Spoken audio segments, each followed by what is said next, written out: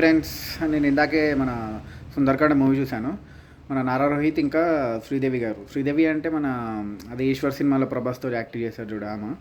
So movie ఎలా ఉందంటే okay, just average అనిపించింది. ఎందుకంటే ఫస్ట్ హాఫ్ చాలా స్లోగా స్టార్ట్ అవుతుంది అనమాట. ఏదో రెగ్యులర్గా ఏదో ఓకే ఓకే అట్లా అట్లా అనిపిస్తూ ఉంటుంది. మన కొంచెం లవ్ స్టోరీ అట్లా అట్లా వెళ్తూ ఇంటర్వెల్లో ఒక ట్విస్ట్ ఉంటుంది. ఆ ట్విస్ట్ తోటి కొంచెం మనం ఓకే బాగుంది, ట్విస్ట్ బాగుందని చెప్పేసి అట్లా కూర్చుంటాం అనమాట. అంటే కొంచెం అరే ఇంట్రెస్టింగ్ ఉంది, ట్విస్ట్ బాగుంది అని చెప్పేసి మంచిగా కూర్చుంటాం.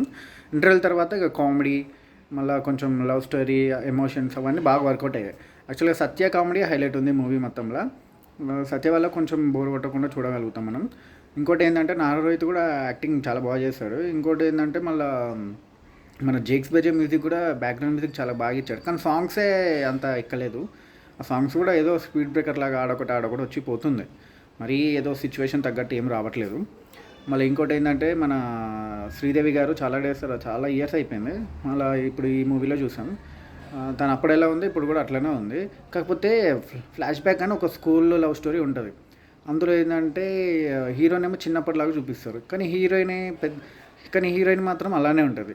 చిన్నప్పుడు అలానే ఉంటుంది, పెద్దయ్యాక కూడా అలానే ఉంటుంది. మరి అది ఎందుకు పెట్టారో మళ్ళీ మూవీ టీంకే తెలియాలి.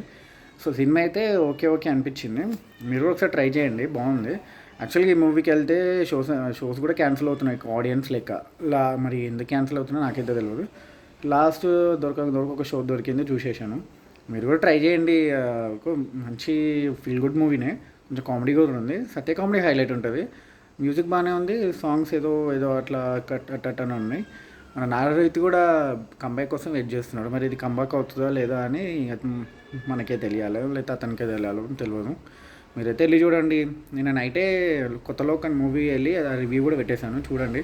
నచ్చితే కొంచెం సబ్స్క్రైబ్ చేసి ఫాలో అవ్వండి. అంటే మనం మూవీస్ ఎక్కువ చూస్తుంటాం. మూవీస్ ఎక్కువ చూసి మనం ఒక్కళ్ళే దాచిపెట్టుకుంటే బాగుండదు కదా. ఇట్లా 10 మందికి షేర్ చేస్తే వాళ్ళకు కూడా మంచి మూవీస్ ఏదో చెడ్డ మూవీస్ ఏదో తెలిసి మంచి మూవీస్ని ఎంకరేజ్ చేసినట్టు అవుతుంది అని చెప్పేసి రివ్యూస్ కొత్తగా పెడుతున్నాను. మీరు కూడా వెళ్ళి చూడండి. నా రివ్యూస్ నచ్చితే మీరు సినిమా చూసి వచ్చినాక నా రివ్యూ చూసి అప్పుడు మీకు నేను చెప్పింది కరెక్ట్ అనిపిస్తే అప్పుడు సబ్స్క్రైబ్ చేసుకొని లైక్ కొట్టుకొని అప్పుడు మీకు ఇంక ఇద్దరు ముగ్గురు షేర్ చేయాలి అనిపించి అప్పుడు షేర్ చేసుకోండి. అప్పటిదాకా ఏం అవసరం లేదు. మీరు వెళ్ళి చూసి వచ్చినాక నా రివ్యూ కరెక్ట్ అయితేనే మీరు అప్పుడు సబ్స్క్రైబ్ లైక్ చేసుకోండి, అంతే. Okay okay, bye friends.